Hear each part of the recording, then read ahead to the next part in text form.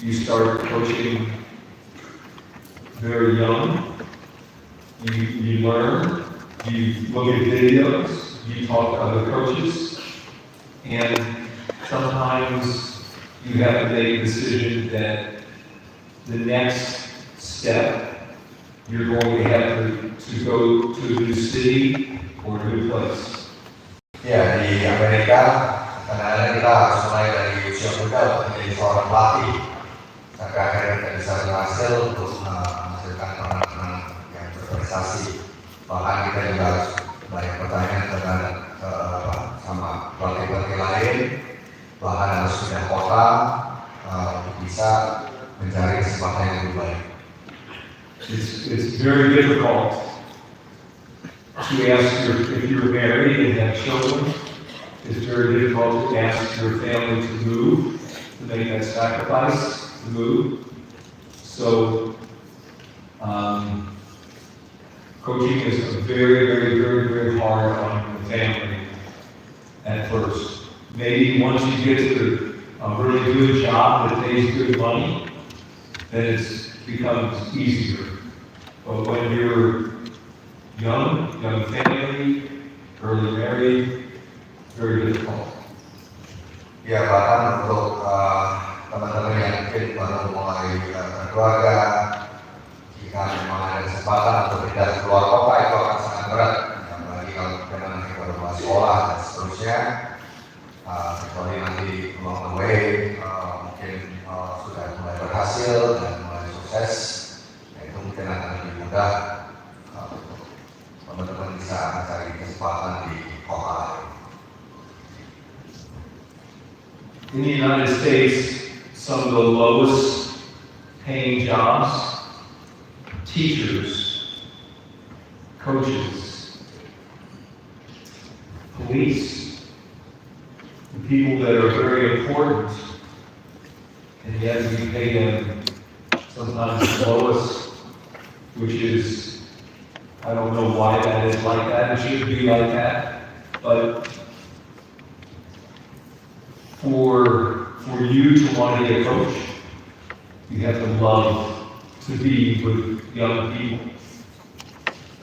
Ya, di Amerika beberapa profesi yang berpenghasilan cukup rendah itu guru, pelatih, polisi, ya, yang sebetulnya juga perannya sangat penting untuk masyarakat. Ya, jadi kita memang memerlukan hati dan juga keinginan, hasrat untuk benar-benar melatih dan membantu anak-anak usia dini untuk bisa berprestasi. One of the biggest mistakes in coaching in the United States is when coaches, when they don't have good pools, they don't have a lot of pool time, they don't have good parents. They think that everybody else has something better than them. And the most important thing is that whatever you have, whether 1 lane, 2 lanes, 3 lanes, 1 pool, shallow pool, cold pool, you do the best with what you can do. You do the best with what you have. You don't worry about what anybody else has. Oke, jadi tidak hanya di Indonesia saja, di Amerika pun bahkan banyak pelatih kesulitan menemukan fasilitas sekolah. Kadang-kadang kolamnya dingin, kolamnya terlalu cetek, mungkin hanya dapat 1 atau 2 lintasan untuk bisa melatih dan seterusnya. Jadi ini juga merupakan beberapa kendala juga yang dialami oleh pelatih-pelatih baru ya, yang baru mulai karirnya di Amerika. So when you start seeing good results with your coaching, makes you feel good, makes your head feel good, bigger, your ego, which is okay.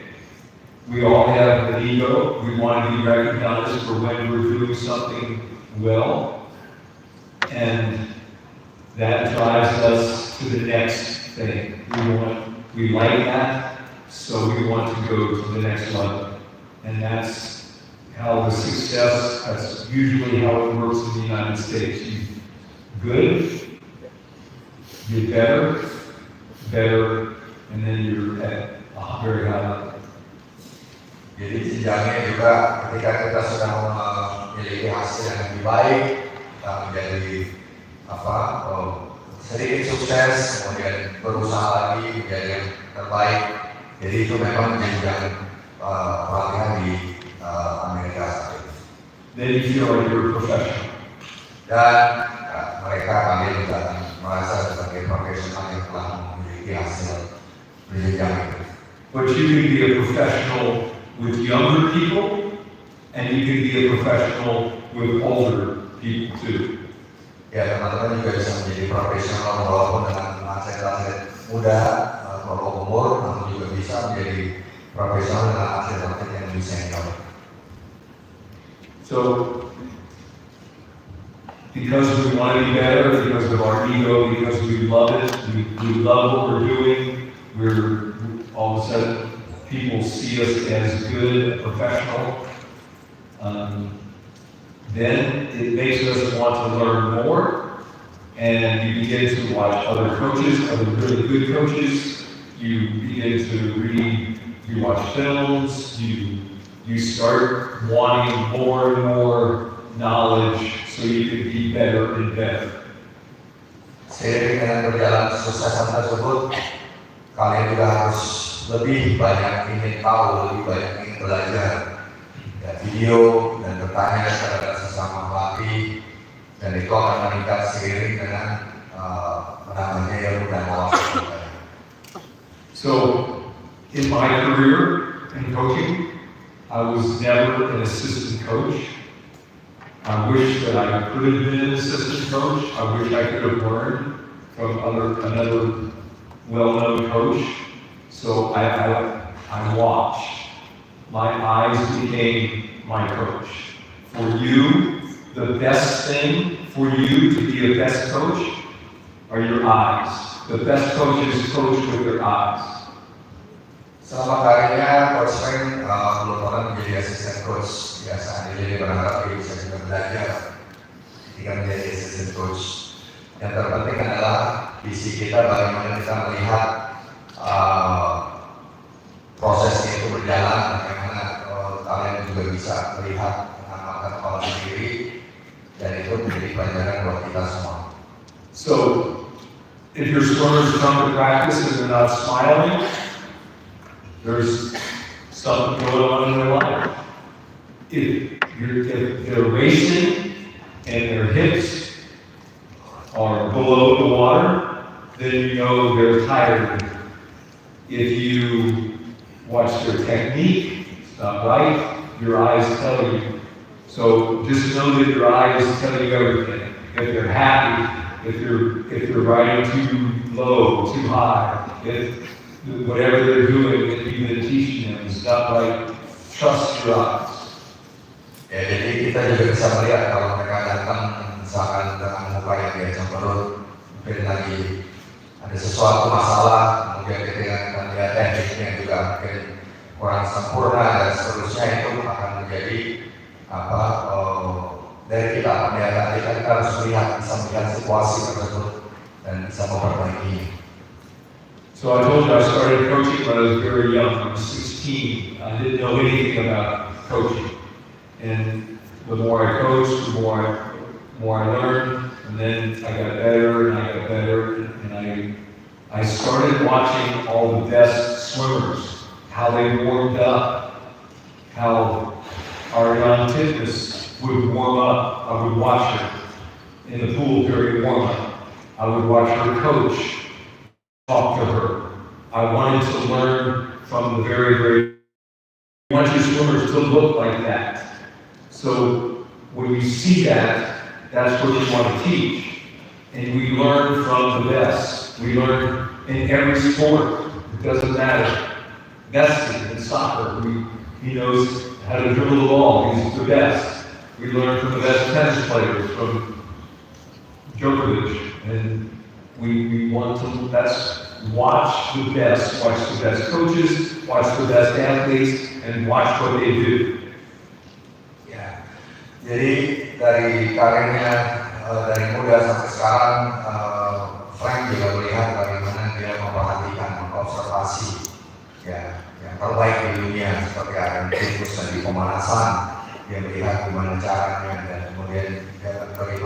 berbicara dengan pelatihnya, gesturnya gimana, juga mungkin dengan Messi juga bagaimana dia melakukan gerakannya, dan juga Djokovic tenis bagaimana rutinnya. Pokoknya yang intinya adalah ketika kita memperhatikan dan melihat atlet-atlet terbaik, di situ kita juga bisa belajar.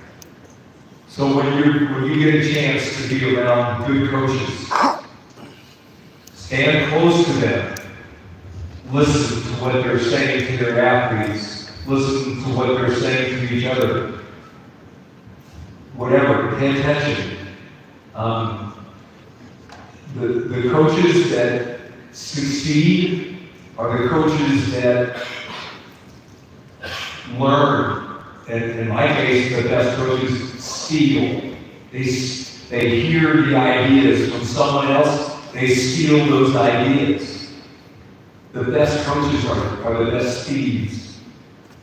Oke, jadi jangan malu terus belajar, bahkan coba dengan misalkan ada pertandingan atau ada latihan di mana gitu, coba kira-kira mendengar, melihat bagaimana mereka berkomunikasi dengan atletnya. Ya secara tidak langsung pelatih yang terus belajar dan ingin menjadi yang terbaik adalah pelatih yang pandai dalam tanda kutip mencuri ilmunya, mengambil ilmu, menyerap ilmunya itu supaya bagaimana dia juga bisa melakukan hal yang sama. My experience is the best coaches are the ones that have a very even personality. They don't yell at their swimmers. They don't make people feel bad. They don't tell them bad things. They have a very even personality. And that way there's no fear. The athletes don't fear them. They'll listen to you. You'll be able to tell them why, as opposed to they don't want to come up and talk to you. So you want to have an even personality because they're young people. It takes them a while to learn. Ya, menurut saya pelatih yang baik, pelatih yang bagus itu pelatih yang memiliki mental yang stabil, ya, yang artinya tenang. Jadi tidak yang meledak-meledak, kemudian berteriak memaki-maki partnernya, dan justru itu akan menimbulkan rasa respect, dan partner juga merasa suka dengan pelatih tersebut, dan akhirnya kita juga bisa melihat bahwa atlet-atlet ini juga merasa tenang ketika mereka berlatih dan bertanding. Don't be afraid to try new things. Try anything that you think about that could make your athletes better. Russell talked about standing and just teaching the kids like they're kicking the ball to finish their kick.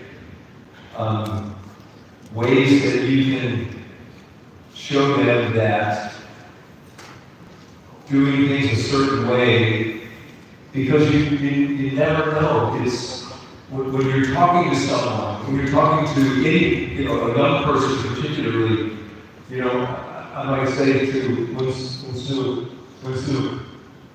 this is how to do it, and he doesn't understand. So I'll try this way, and he doesn't understand. I'll try this way. So you just keep trying, because everybody learns differently, but don't keep trying. Jadi intinya jangan takut untuk mencoba suatu hal yang baru, berimprovisasi, menjadi kreatif sendiri, ya. Jadi bagaimana caranya menyampaikan hal tersebut, memperbaiki, mengkoreksi teknik dari anak-anak didik kalian. Jadi kalau tidak berhasil dari satu cara, coba cara lain, coba cara lain sampai dia betul-betul mengerti arti dan juga tujuan dari gerakan atau instruksi tersebut. So everyone here has a goal. I'm sure maybe all of you would like to go to the Olympic Games as a coach, have an athlete in the Olympic Games, or have an athlete win Southeast Asian Championships, or your team be one of the best teams. If that's what you want, then nothing should stop you from reaching that. You can't say, I want this, and don't have a plan. You know, every little bit, there's a plan, then there's another plan, and then there's another plan. And so, everything that you do, you have to think about what you have, what you don't have, and you plan for that as you move forward. Ya, jadi menyambung tadi perkataan sebelumnya bahwa jadi kita harus bisa memplanning, ya merencanakan apa yang ingin kita lakukan sebagai pelatih. Jadi karena kalau kita tidak mempunyai arah dan tujuan menjadi olimpiade, menjadi pelatih olimpiade, apakah pernah kita juga sanggup menjadi mencapai diri tersebut mungkin A atau lebih B. Jadi itu semua kita harus punya rencana yang cukup matang. Okay, so every country is different. Every swim club is different. The way things happen are differently. Some of you have too many bosses. Some of you maybe only one boss. But whatever the circumstances are, if you want to move up in coaching, you figure out what you need. So if your team doesn't have a lot of money, then you need to think about how you can raise more money for your team. If your team needs more pool time, you need to figure out how to get more pool time. These are all things that you know. You all know this already. But it's the plan of how you do that. It's when you set up the structure, the culture that you're willing to not negotiate with. That's when you know that you're going to move forward. Oke. Jadi masih mengenai perencanaan, ya, setiap negara itu berbeda-beda. Ada yang kita mungkin pelatih mempunyai satu bos atau atasan yang mungkin atau mungkin ada beberapa atasan layersnya. Bagaimana kita juga nanti harus menyampaikan kita perlu olah lebih banyak lagi sewa olah lebih banyak lagi, sewa lintasan lebih banyak lagi, sampai akhirnya ketika kita sudah tidak lagi membutuhkan itu, akhirnya kita memang sudah mulai beranjak ke tahap sukses. So, as you look at climbing the coaching ladder in the United States, and I realize this is not the same for you. It's very different, but it's still a way in which you climb and get better. Most coaches would like to be a college coach or a university coach in the United States because number one, it has benefits like health benefits and retirement benefits, and usually pays very well.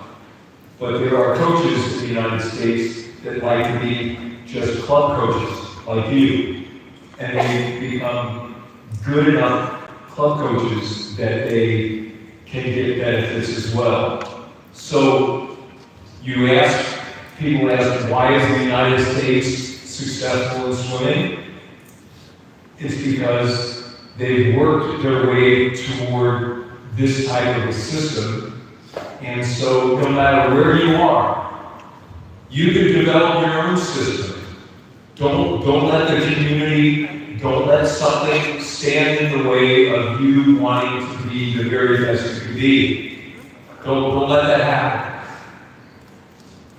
Oke.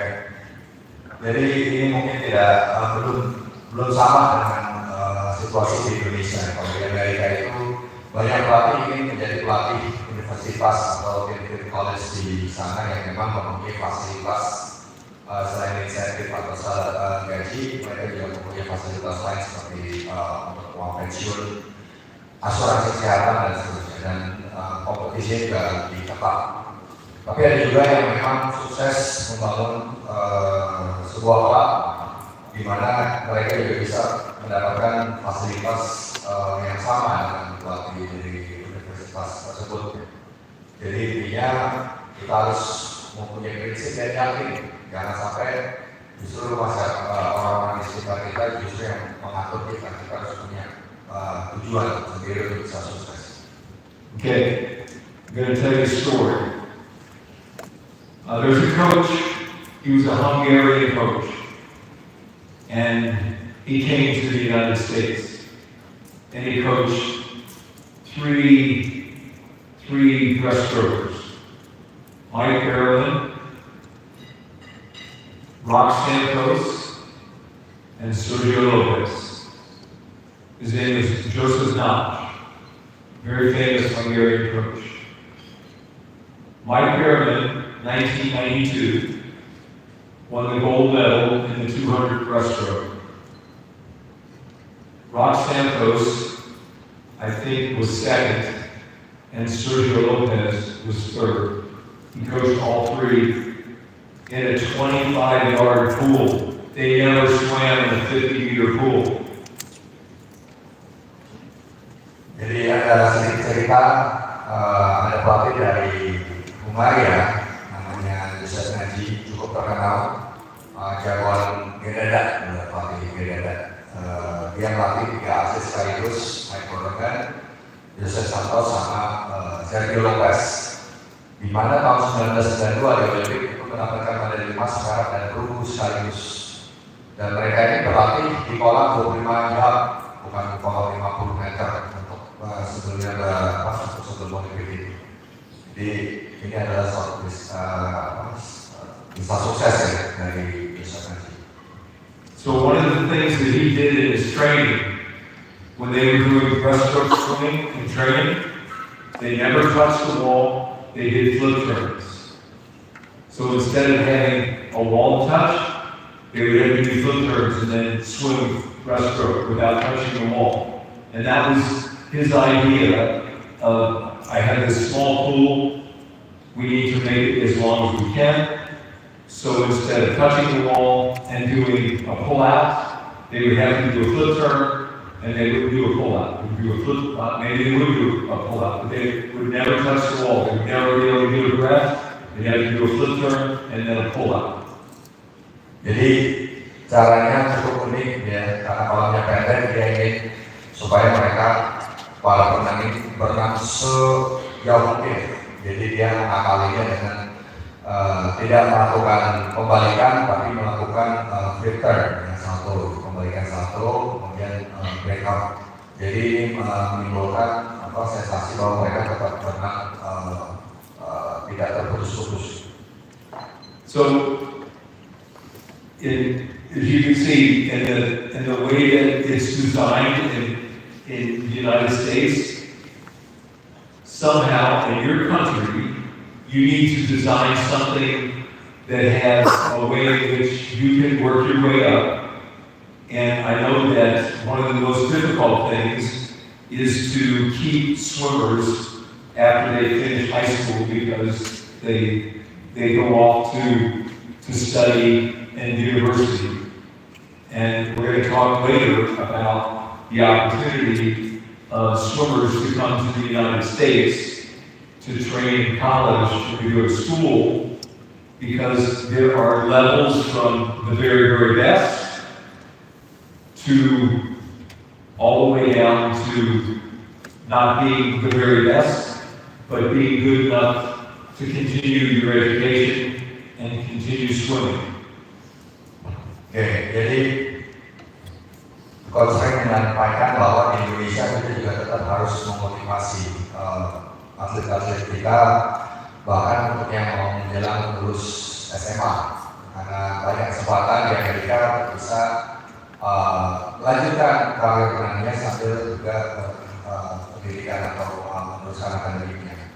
Bahkan di Amerika itu ada yang memang top levelnya, levelnya dari level dunia sampai bahkan mungkin level pengamanannya, level mediocre, tapi tetap bisa melanjutkan kuliah dan mendapatkan scholarship-nya. Jadi banyak sekali kesempatan yang bisa didapat. How many coaches here have coached a champion age group, 10 and under, 12 and under, 14 and under, high school, in your community, or in your state, or in your country? How many coaches have coached a champion? Siapa ya? Raise your hand. Tangannya mungkin teman-teman sudah banyak saya lihat yang bersama dengan juara kelompok umur ya, baik itu kelompok 4, kelompok 3, kelompok 2, kelompok 1, bahkan juara nasional. Angkat tangannya. Okay, everybody see those people? You want to talk to them. Talk to them. Ask them what they did in their country, how hard it was, what made them, how were they able to get a champion, 10 and under, or 12 and under, it doesn't matter. But those, you want to gather together. You want to know what he does. You want to know what he does. You want to know what she does. You want to know what he does. Because they all have something that they're doing. And you might say, I like that. Or I can't do that where I am. Or I can use some of that. Or, oh, you're kicking more. Maybe we should kick more. You have your kids doing pull-ups. Maybe we should do pull-ups. You can all learn from each other. And the more you share, what do they say? The rising tide lifts all boats. That's what you want.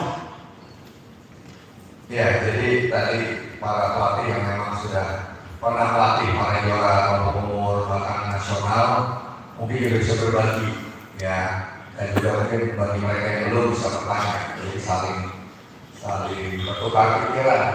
Belum tentu mungkin yang pernah menjadi menghasilkan juara juga melakukan hal yang mungkin belum dilakukan oleh yang belum menghasilkan. Justru itu akan menimbulkan satu wawasan baru, ya, ilmu baru agar kita masing-masing saling membantu sesama pelatih, ya, bukan saling justru mau menjatuhkan.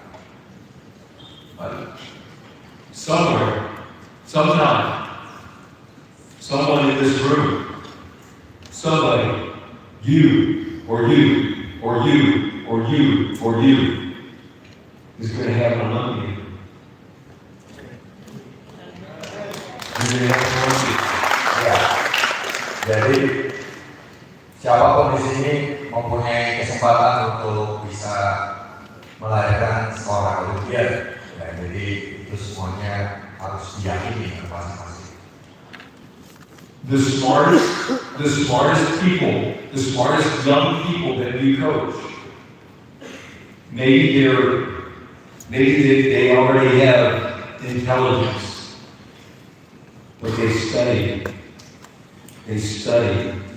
hard.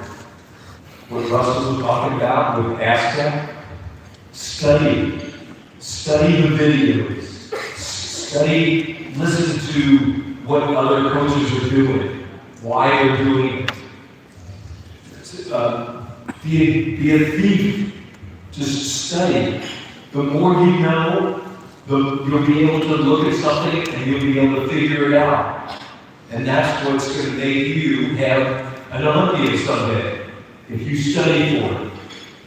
Ya, jadi mungkin teman-teman di sini beberapa sudah memiliki pandaian yang memang gifted ya, gitu jadi sampai kapan nanti masing-masing harus tetap belajar dan jangan takut untuk mencuri ilmu, ya, ini dalam konotasi yang positif ya.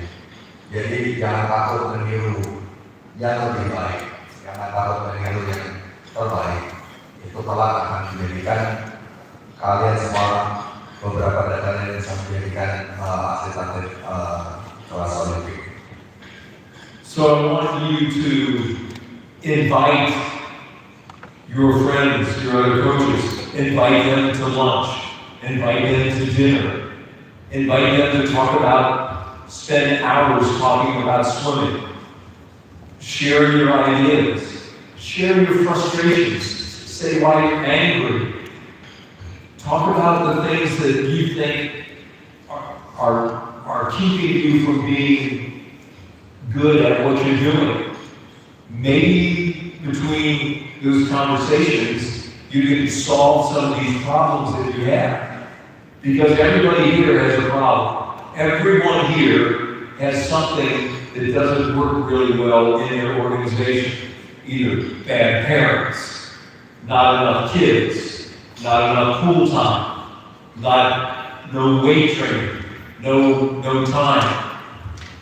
But if you talk to each other, you can help solve things. So in the United States, I learned by being around other coaches, by sharing ideas all the time, as much as I could, especially those that were better than me. Ya, jadi teman-teman juga kadang-kadang mungkin kalau sama makan siang atau makan malam lah, mungkin kemahalan ya. Jadi ngopi aja, duduk bareng, cerita keluhan-keluhan itu seperti apa. Oh saya itu atlet saya kurang lebih atau mungkin parentsnya juga banyak terlalu campur atau mungkin tidak dapat fasilitas sekolah yang terlalu banyak dan seterusnya. Ya, mungkin karena pasti setiap orang di sini teman-teman semua mempunyai masalah baik itu besar maupun kecil. Nah itu yang harus mungkin bisa di-share, ya mungkin kalau masih sungkan mungkin bisa berdua, bertiga dulu bagaimana caranya kira-kira menghadapi masalah tersebut. So wherever the next place is, the next best clinic, maybe next year, 6 months, wherever it is, start planning to go there. Save your money. Talk to your bosses. Ask them if they will pay for you to go. Whatever it is, you want to do that.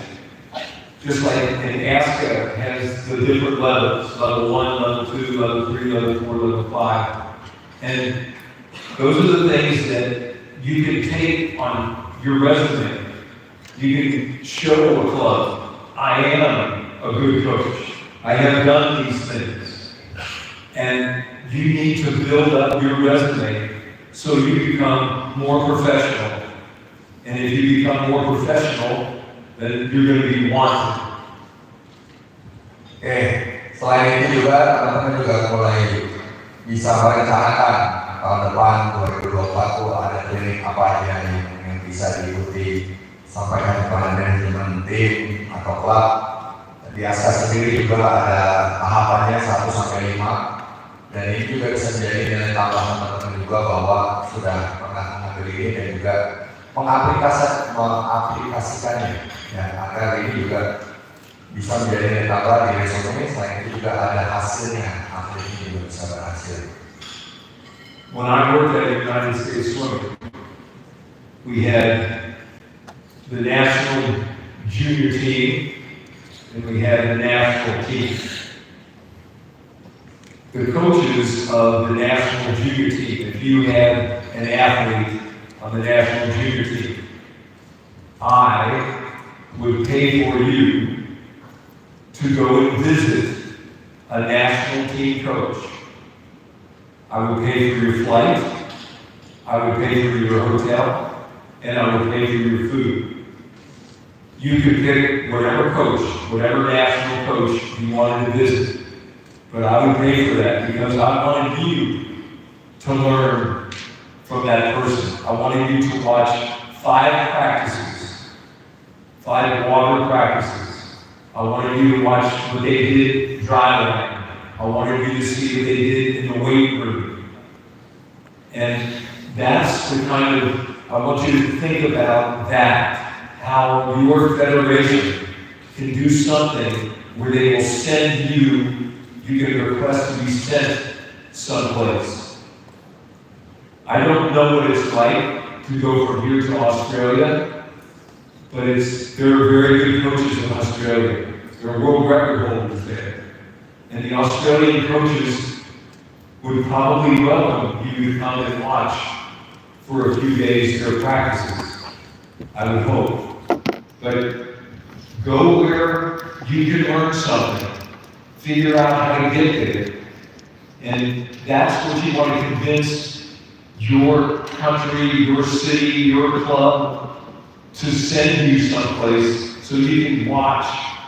And you need to be there so you can really watch. You see how they interact with their swimmers. What they say, the steps that they write, why they write them. Oke, jadi biasanya itu ada tim internasional dan juga tim nasional. Jadi biasanya dari USA Swimming itu mereka mengundang para pelatih-pelatih yang mungkin terpilih untuk melihat bagaimana junior nasional dan nasional timnya itu berlatih dari keadaannya, dari pelatihan airnya dan seterusnya. Dan juga mungkin bisa disampaikan juga kepada federasi, ya, seperti saya sampaikan sendiri, untuk bisa mungkin ada pelatih-pelatih yang berprestasi bisa dikirim ke Australia untuk belajar, ya, ke jalan-jalan, belajar, melihat bagaimana pelatih-pelatih di Australia itu mereka banyak mencetak atlet-atlet kelas dunia, mencatat juga program latihannya walaupun mungkin hanya 1 atau 2 minggu, paling tidak mempunyai pengalaman bagaimana negara-negara yang maju di dunia itu bisa mencetak atlet dunia. I'm going to tell you about 3 coaches. We're going to start with Sergio Lopez. Bronze medal, 1992, 200 breaststroke. So, from Spain, medalist, 1988, I'm sorry. He came to Arizona to train with me. He had done something to his knee, so he couldn't kick breaststroke anymore. So he decided he wanted to be a butterflyer. So I trained him in the 200 butterfly. And he went to the World Championships in the 200 butterfly. I don't think he medaled, but he wanted to be another medalist. He wanted to win more. I don't think a bronze medal in '88. I know he wanted a gold medal. Anyway, so he trained with me, and then I hired him as our club coach to coach young kids through high school. And he stayed with me for maybe 3 or 4 years. And then he went to a university as an assistant coach. And that was in Chicago at Northwestern. And then he became the head coach at a university, West Virginia University. After that, he went to Bowles. I know many of you have heard of Bowles. Joseph Schooling went to high school at Bowles. Ryan Murphy, he coached. So then he went to Singapore because of his relationship with the Schoolings. And from there, he went to another university, and now he's the head coach at another university. But look at, from sometime, he went to an American university, he went to Indiana University and swam for the very famous Doc Townsend.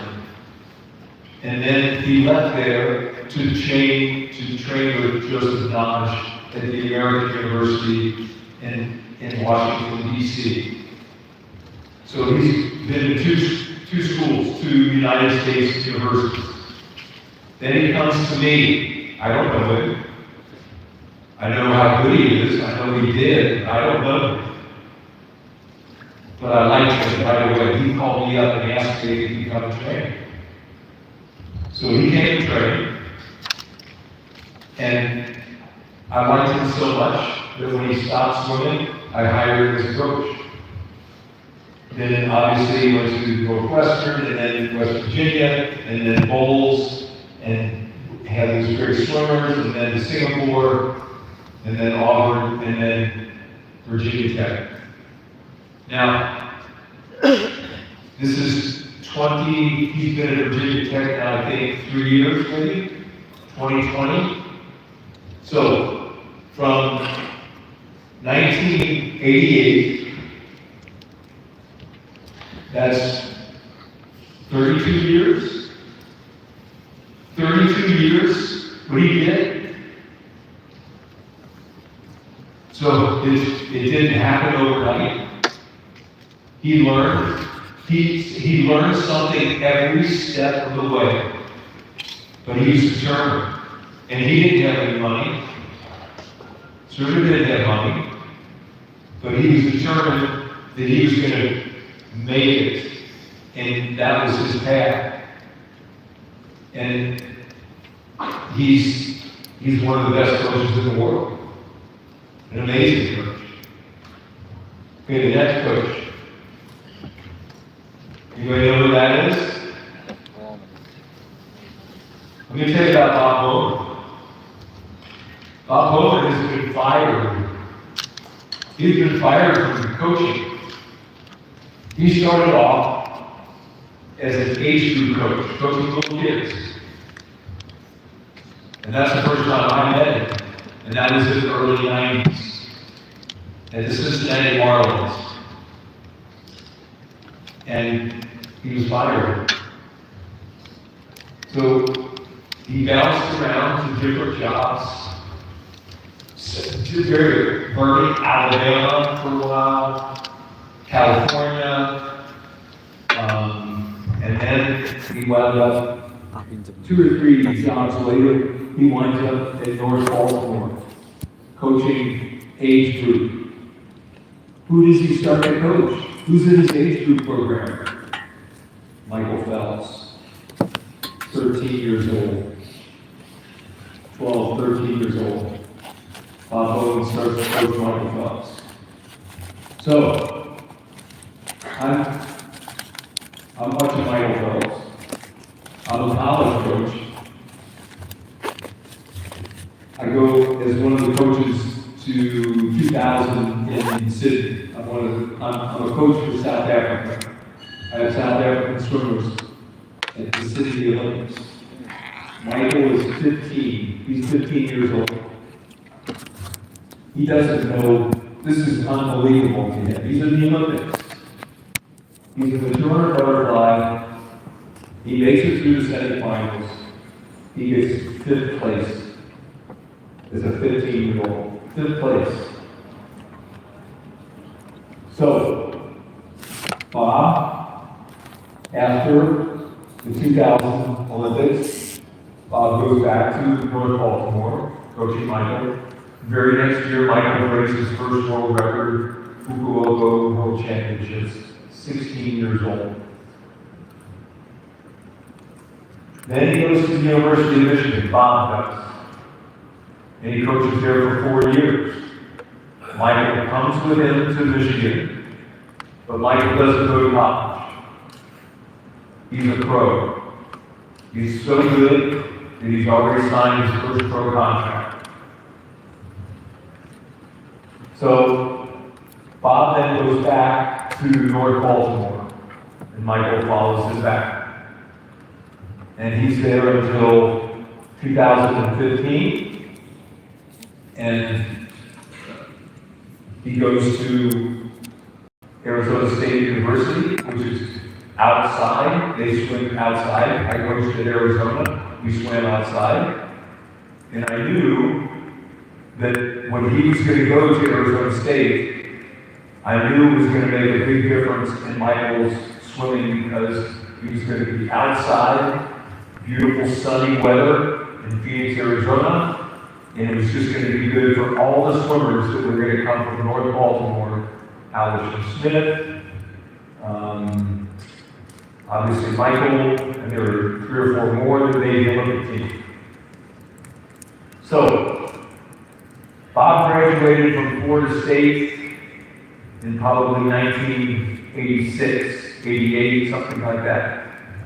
So, we're talking 30, 32, 35 years. Okay, one more. Oh. Sure. Interesting. Jadi untuk momen ya tadi kalau yang pertama kita lihat Sergio Lopez 33 tahun orang diprosesnya untuk bisa menjadi pelatih top dunia. Sekarang momen juga dari tahun 86 sampai tahun 2023. Ya, jadi prosesnya itu nggak ada yang singkat dan nggak ada yang instan. Jadi momen dan bahkan juga sempat dipecat dulu jadi pelatih di Cincinnati juga. Jadi prosesnya naik turun juga sempat jadi pelatih di Michigan. Tapi Michael juga tetap di bawah, tapi dia nggak ikut sekolah di sana. Setelah itu baru kembali ke NBAC, Baltimore. Baru setelah itu dia ke Arizona State, di mana Arizona State juga dia membawa orang-orang yang orang-orang dunia juga ya sekarang juga harus nunggu katanya untuk bisa masuk di pro timnya di Arizona State. Did you tell him that you went to Arizona State? Ya, saya juga sempat di Arizona State dulu, tapi bohongan masih belum jago saya ini. Indonesia is Michael Phelps. Unfortunately, Bob Bowman wasn't there before. But I met Coach Frank at one of the road meet Arizona State against the Wildcats. He was already there as a coach. Okay, the next one. Who's that? Kasih tepuk tangan dulu. No. The reason I want to show you this is because my coaching career, 51 years. 51 years. And I started coaching 16. I didn't know how to coach. I didn't know anything about coaching. And each year, I liked it more. I loved the kids. The word coach is the most endearing name. I don't know if they'll all understand that word, endearing. That's the most endearing name outside of mom and dad. Jadi, Frank ini mulai pelatih di umur 16 tahun tadi. Awal-awal kita bahas dan dia pun merasa bahwa sebuah istilah pelatih itu menurut dia cukup membuat segar selain dari bapak tadi ibu ya dan pelatih itu buat dia cukup segar atau ya takut tapi segar. So your swimmers, they love you.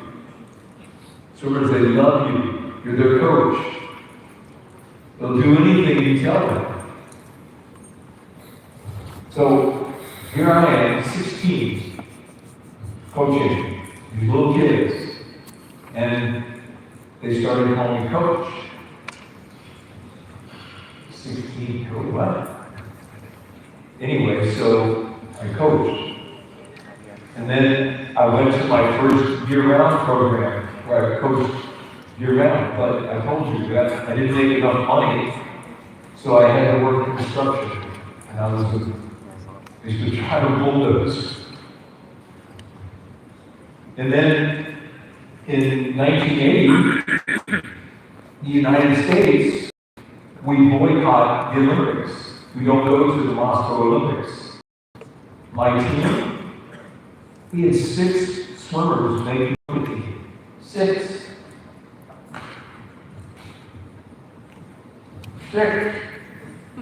And they didn't go because we boycotted the Olympics. That's the first time in our trials, in our Olympic trials, usually the people that are crying, the athletes that are crying, the parents that are crying, it's because they didn't make the team. These athletes cried because they couldn't go. It was the saddest moment. Anyway, so then I went to the University of Cincinnati. Not a very good school. I mean, I'm very good at school, but not a very good program, but we kept getting better. And then I was hired in Arizona. And that outdoor pool, 50 meters, I never had a chance to train kids in 50-meter pool. And it just was like a dream come true. And if it can happen to me, 16-year-old that doesn't know anything about swimming, it can happen to you. And then I got a chance to lead our country and that's when I got to spend time with Russ. So there's nothing, don't let anything stand in your way. You're all very good at what you do. You wouldn't be here if you didn't love swimming. So the passion that you have, don't let anything stand in the way of that passion. That's okay. And when you get a chance, every day when you get a chance to see your kids, tell them you want to help them be better. You want to make them better. You want to help them be better because you are their coach. Almost as good as mom and dad. Maybe better. Your coach. Okay. Jadi, to summarize that very impressive career. Jadi, tadi 16 tahun sampai bisa menjadi national team director di tim nasional Amerika itu adalah mimpi yang jadi kenyataan. Ya, dan 16 tahun nggak nyangka bisa menjadi pimpinan di sebuah negara yang sangat maju di tim renangnya. Karena tadi disampaikan bahwa teman-teman harus yakin dan selalu meyakinkan para pemenangnya bahwa kalian ini bisa menjadikan mereka menjadi orang yang lebih baik, atlet yang lebih baik. Jadi saya tadi sampaikan tadi bahwa peran pelatih, fungsi pelatih itu kadang-kadang sama dengan peran dari orang tua, bahkan bisa lebih dekat lebih dengan permainan. Thank you. Do you have any questions? Sekarang silakan bertanya. Kalau ada pertanyaan, jangan kelamaan mumpung nanti masih ada waktu. I think there's still the presentation. Anyone want to ask? Oh, there's one. Yeah.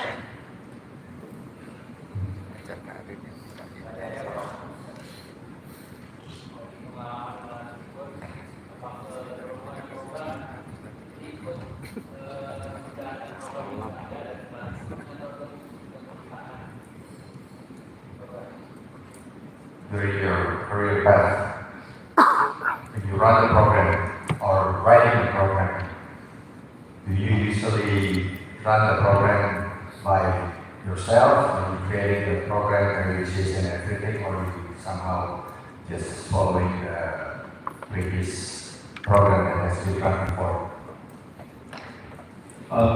When I was young, I didn't know anything. I tried to remember what the coaches did to me when I was younger, and I tried to follow some of that. But remember, when I started coaching, there was no internet. There was nothing. You could read Swimming World magazine once a month. That was it. So I think it's kind of like teaching in school. You can learn something else. And if you learn that, then you can learn something else. So the good thing about swimming is it's objective, it's a watch that tells you how good you are. And so you know your athletes, and you know how much to hold back and how much to give. Does that make sense? Oke. Jadi ketika di awal-awal melatih, dia sebenarnya tidak tahu apa-apa atas tahunnya. Jadi seiring perkembangan waktu dulu masih ada majalah namanya Swimming World Magazine. Itu banyak artikel, banyak juga acara program-program yang mungkin di-share oleh pelatih-pelatih di seluruh Amerika. Tapi semakin kesini tentunya dia juga sudah paham bagaimana dia belajar menerapkan program-program, bahkan mungkin juga dia bereksperimen dan juga kira-kira program ini bisa berjalan sama enggak atau enggak gitu ya, sampai dia akhirnya bisa menjadi head coach. Itu juga tentunya pengalaman dia terus bertambah. Jadi dia akan terus membuat program dan berinovasi, terus dicoba hal-hal baru tadi. Next.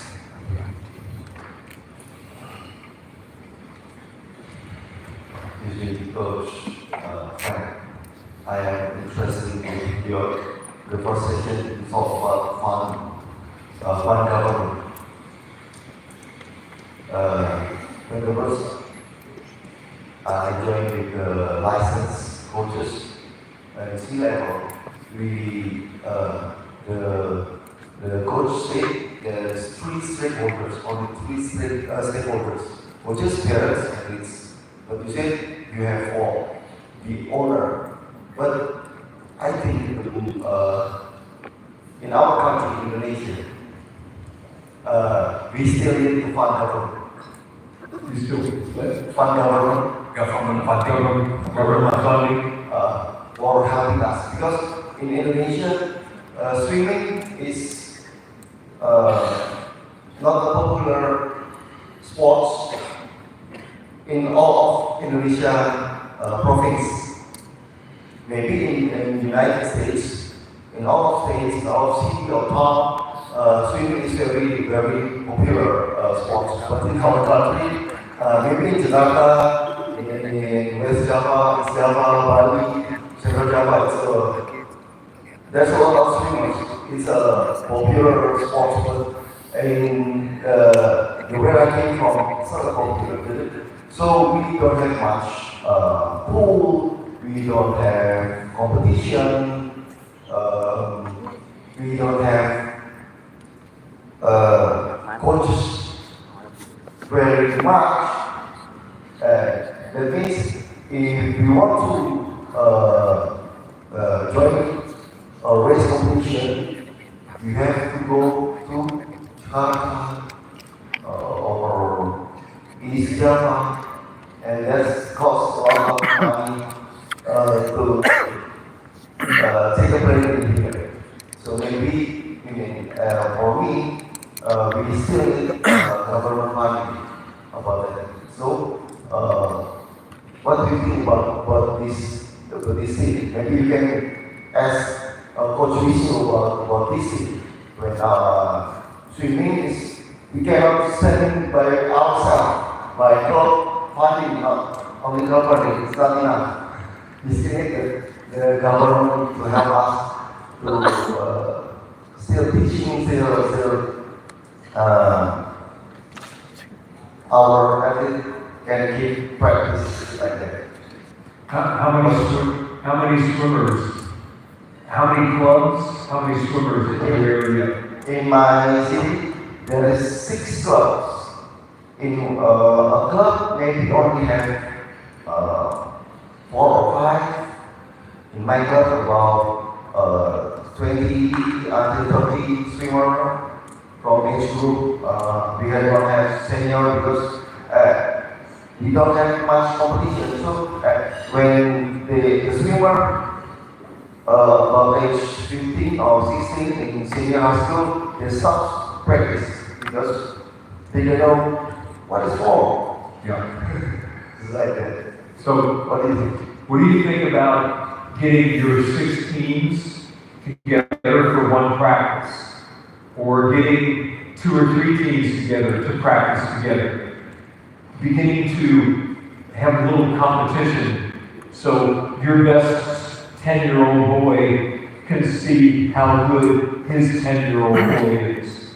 And by competing, but liking the competition, make it a good thing, and you build competition by putting your resources together. Your government, if something good happens at your pool and your community, your 12-year-old boy becomes the champion of the county or something, the government's going to like that. They like good things. They like to win. Politicians like to win. They want good news. So maybe coming together to race now and then, to have, to maybe have a picnic together, to do anything that begins to where other people in the community want to be a part of that.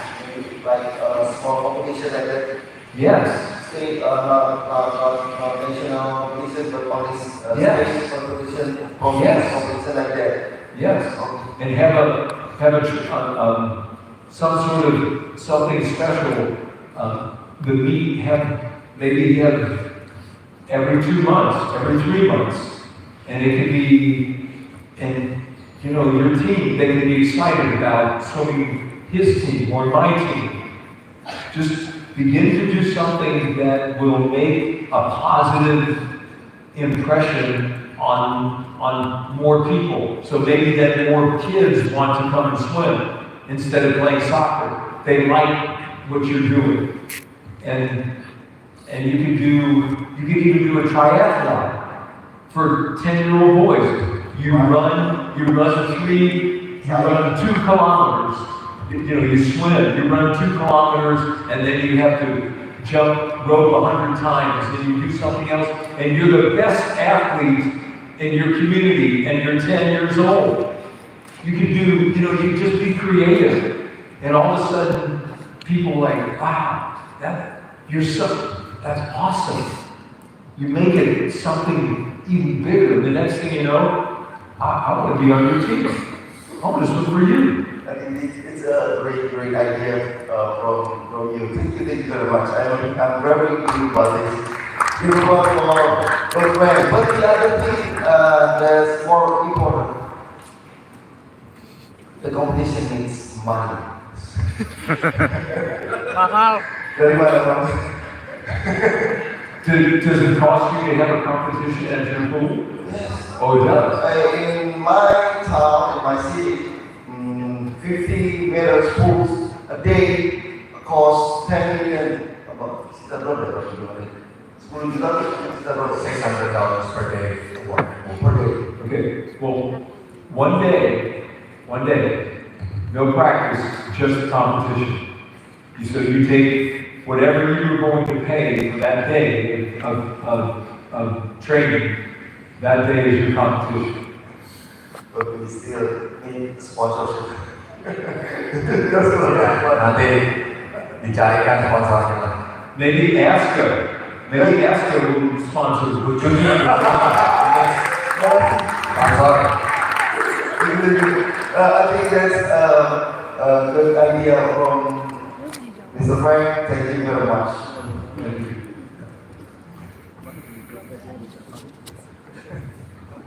Pertanyaan.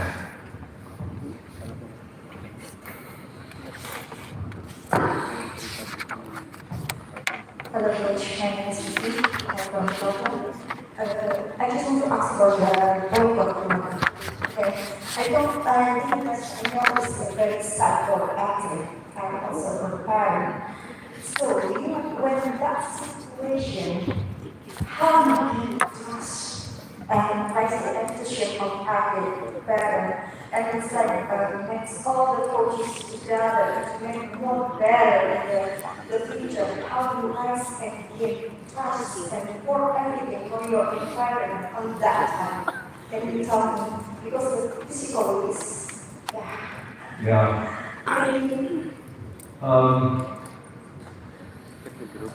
People were very angry at our president, very angry that we would use politics to take away from years and years and years of hard work and sacrifice. So they were very angry. So what did they do? They voted in a new president. In 1980, Jimmy Carter was our president. Ronald Reagan came to our little tribes, came to the United States little tribes. He was running for president. And he spoke to the people, the crowd. There was maybe 2,000 people. It's not that many, 2,000 people. But he came and he spoke to the people, I remember. And he didn't say anything about the government boycotting, but the people were so angry with Jimmy Carter to do that. Whether it was right or wrong, I think it was wrong for sport. You should never punish athletes for something that the government is doing. But they elected a new president. And that probably, I'm not sure that's the only reason why, but in our country, and certainly if you ask all the people in the stands, they would all say, new president, because they didn't agree with what was going on. The athletes went to China. They did take the United States team to China, and they did sort of an exhibition in parts of China.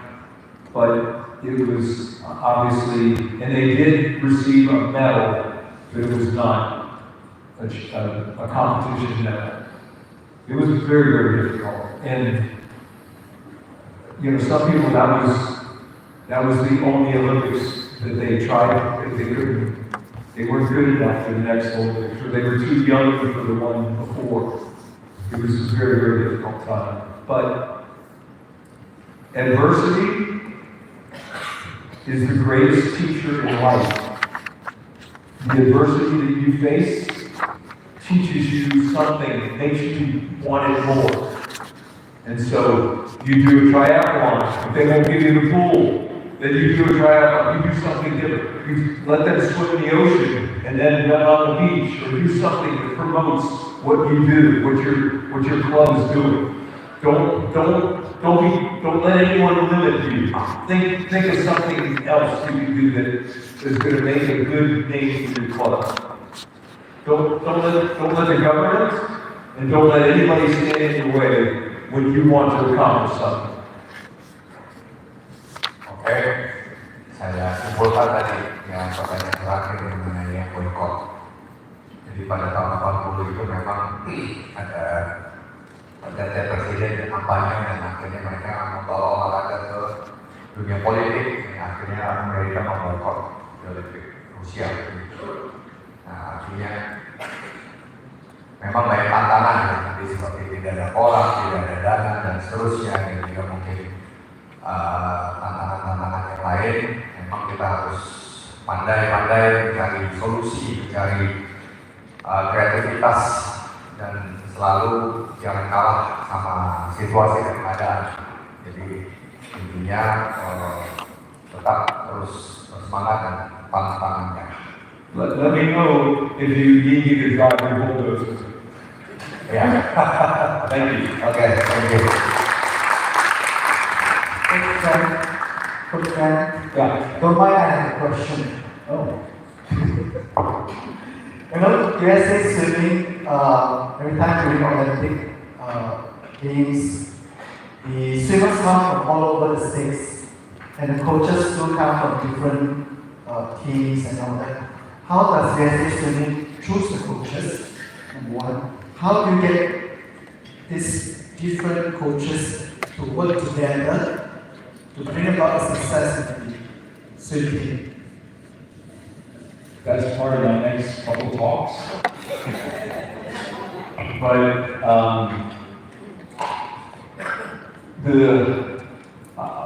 I'll tell you because you might forget, but let me get out of the flight here. So the Olympic coaches, the head coaches for the United States, they're usually chosen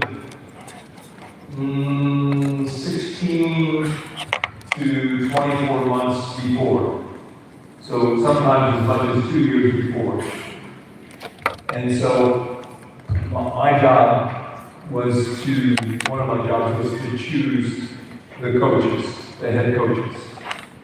And then when we go to the Olympic trials, the way the assistant coaches would earn a place would depend on the swimmers that made the team.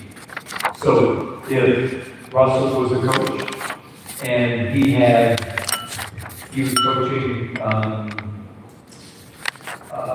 one of the other, Maya Dorado or Missy Franklin or something like that. Missy Franklin was in 2012, she won several gold medals. So I would look at Russell and say, I want you on the staff. You're coaching one of our best athletes. So that's how he would be selected. And so we would select 6 coaches, 3 assistant coaches on the men and 3 assistant coaches on the women. And I'll explain to you how we put together our camps and how we did it and everything. And I'll tell you some stories about some other teams that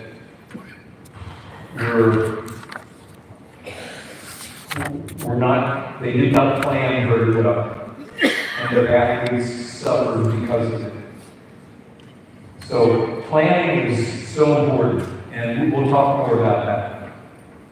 So, Oke. Coach Russell, you're up. Ya tadi sedikit menyampaikan pertanyaan bagaimana cara parameter untuk pemilihan pelatih di timnas. Jadi memang cukup simpel, ada atletnya, pelatihnya pasti akan diberikan kesempatan untuk mendampingi atletnya yang terpilih tentunya sesuai dengan kriteria yang ditentukan oleh tim nasional tersebut. Ya, simple. Thank you.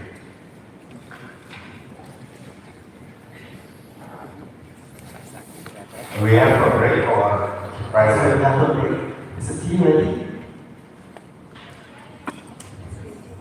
Oh, be ready. Okay.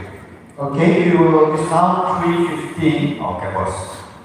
We will have a half an hour break, and which we will start the next session earlier. So please be back on to your place by 3:45. All right, 3:45, and then we will start the next session at 3:45. Russell, okay? Russell and Coach Phillips. All right, so we can have an early break now. Now 3:15, and the next session will start at 3:45.